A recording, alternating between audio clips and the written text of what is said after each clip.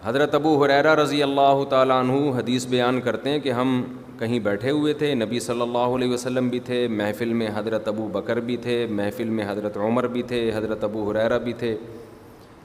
نبی صلی اللہ علیہ وسلم کہیں اٹھ کے گئے تو بہت دیر ہو گئی، واپس نہیں آئے۔ تو حضرت ابو ہریرہ کہتے ہیں ہمیں خوف ہوا کہ کہیں کوئی دشمن نے نقصان تو نہیں پہنچایا، آپ ہیں ہی نہیں۔ تو حضرت ابو ہریرہ ایک دم تلاش میں نکلے اور ایسی ایک بوکھلاہٹ کا شکار ہوئے نا، کہتے ہیں کہ میں ایک باغ میں نیچے پانی نہیں ہوتا جہاں سے نہر، میں اس کے نیچے سے گھس کے باغ میں گھس چلا گیا نبی کو تلاش کرنے کے لیے، دروازے سے بھی نہیں گئے۔ تو دیکھا رسول اللہ صلی اللہ علیہ وسلم وہاں بیٹھے ہوئے تھے۔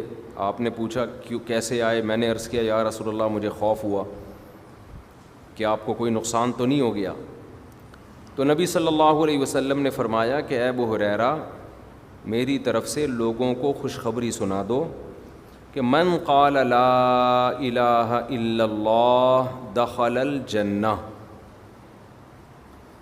جو شخص یہ کہتا ہے اللہ کے سوا کوئی عبادت کے لائق نہیں وہ جنت میں داخل ہوگا۔ اور ثبوت کے طور پر اعتماد دلانے کے لیے اپنے نال بھی حضرت ابو ہریرہ کے حوالے کر دی، اپنا جوتا، کہ لوگوں کو یقین نہ آئے تو یہ دکھانا کہ نبی صلی اللہ علیہ وسلم نے مجھے اپنا نال مبارک بھی دیا ہے، ایک سند رہے گی۔ تو حضرت ابو ہریرہ کہتے ہیں میں باغ سے باہر نکلا، دوڑا جا رہا ہوں بھائی لوگوں کو خوشخبری سناؤں گا۔ اول من لقینی عمر، سب سے پہلے میری ملاقات ہوئی عمر سے۔ حضرت عمر نے پوچھا کیا ہوا؟ میں نے کہا کہ نبی نے فرمایا جس نے کہا لا الہ الا اللہ وہ جنت میں داخل ہوگا، میں لوگوں کو یہ خوشخبری سنا رہا ہوں۔ حضرت ابو ہریرہ کہتے ہیں کہ عمر نے مجھے سینے پہ اتنی زور سے دھکا مارا کہ خررت علستی، میں کولوں کے بل زمین پہ گرا۔ حضرت عمر نے سختی سے منع کر دیا، بالکل نہیں، ٹھیک ہے نا، بالکل نہیں، نا آپ کو اس کی پرمیشن نہیں ہے۔ ہم کیونکہ عمر کی قربانیوں کو جانتے ہیں، اسلام کے لیے قربانیاں ہیں، اس لیے ہم کہیں گے یہ حدیث کی مخالفت مقصد نہیں تھی، اس کا مقصد تھا حدیث کا دفاع، قرآن و سنت کا دفاع۔ کیوں آگے اس کی تفصیل آ رہی ہے۔ حضرت ابو ہریرہ کہتے ہیں میں بھاگتا ہوا گیا واپس، روتا ہوا نبی کے پاس۔ میں نے عرض کیا یا رسول اللہ ایسے کیا عمر نے میرے ساتھ، آپ بھی غصہ نہیں ہوئے؟ آپ نے حضرت عمر سے پوچھا ایسا کیوں کیا؟ تو حضرت عمر نے فرمایا یا رسول اللہ اذا یتکل الناس، لوگ یہ حدیث سنیں گے تو اسی پر اعتماد کر کے بیٹھ جائیں گے، لوگ سمجھیں گے اب ہمیں عمل کی ضرورت بولو نہیں ہے، تو اس سے اسلام کو فائدہ ہوگا نقصان ہوگا؟ نقصان ہوگا، بد عمل بن جائیں گے لوگ۔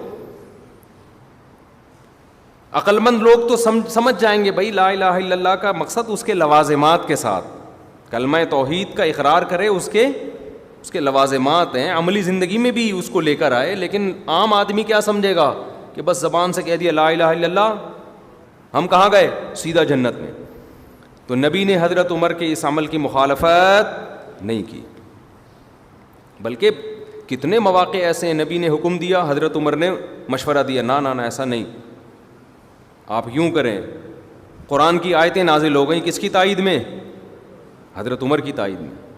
تبھی تو نبی نے فرمایا اللہ نے عمر کی زبان پہ حق کو جاری کر دیا ہے۔ نبی صلی اللہ علیہ وسلم نے فرمایا تھا نا من قال لا الہ الا اللہ دخل الجنہ، تو حضرت عمر نے کیوں رکوا دیا کہ بھائی لوگ اس حدیث کو لیں گے، قرآن کی باقی آیتوں کو چھوڑ دیں گے۔ تو یہی آج کل ہو رہا ہے۔ اسی طرح یاد رکھو یہ جو آتا ہے حج میں سارے گناہ معاف ہو جاتے ہیں، اور لیلۃ القدر میں گناہ معاف ہونے کا مطلب یہ جب انسان حج پہ جاتا ہے تو اس کو توبہ کی توفیق مل جاتی ہے، پلٹ کے واپس آتا ہے۔ اس لیے ایسا ہو جاتا ہے جیسے آج اس کی ماں نے اس کو جنا، پلٹ کے ویسے کا ویسے ہی آیا جیسا گیا تھا۔ صغیرہ گناہ معاف ہوتے ہیں پھر کبیرہ معاف نہیں ہوتے۔ ہاں اللہ اپنی رحمت سے کر دے تو کوئی اللہ پہ پابندی نہیں، لیکن قاعدہ ضابطہ یہ ہے کہ کبیرہ گناہ توبہ کے بغیر معاف نہیں ہوگا۔ تو حج سے کیوں معاف ہوتا ہے؟ اس لیے کہ حج میں توبہ کی توفیق ملتی ہے. اتنی قربانی لاکھوں روپے خرچ کر کے گیا, مینا میں کتنی قربانی ہے, مزدلفہ میں ہم جب ٹھہرے ہوئے تھے نا, ہمارے تو ایلیٹ طبقہ تھا سارا, کراچی کا, ڈیفینس کا, اور امریکہ سے لوگ آئے ہوئے تھے. مزدلفہ میں ہم جہاں ٹھہرے تھے نا, تو وہاں جو ہے نا جتنا بھی وی آئی پی حج ہو, حج کے 5 دنوں میں وی آئی پی پنا سب ختم ہو جاتا ہے. اس لیے میں لوگوں سے کہتا ہوں یہ جو وی آئی پی کے چکر میں جاتے ہیں نا, بڑا اچھا وہ یہ ہوتا ہے, لیکن جو حج کے 5 دن میں ان میں سب برابر